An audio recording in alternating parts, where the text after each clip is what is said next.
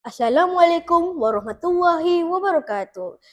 Dan selamat sejahtera kepada para juri, guru-guru dan rakan-rakan yang dihormati sekalian.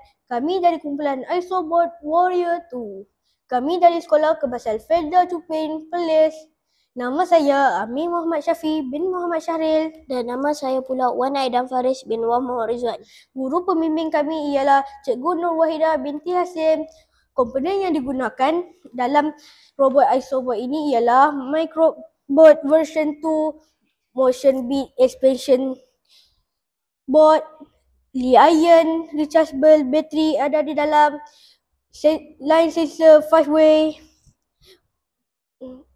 motor DC dan tayar.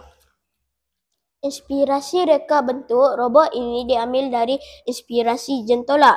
Inspirasi jentolak ini dipilih kerana ia adalah kenderaan berat yang kuat dan boleh dipercayai untuk melaksanakan kerja dalam industri berat.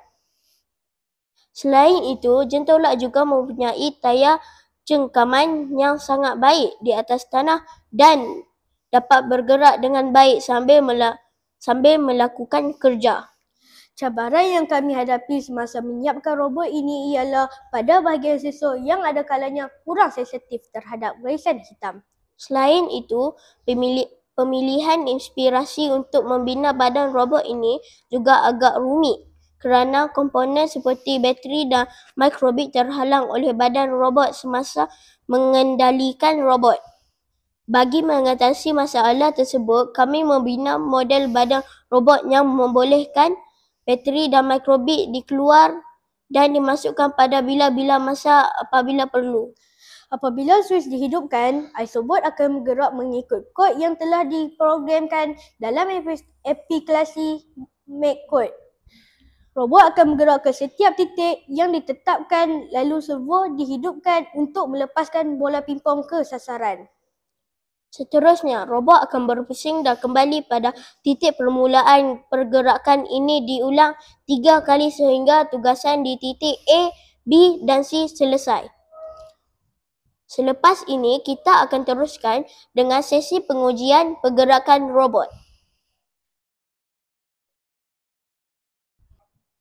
Sekarang kita akan lihat sesi pengujian robot.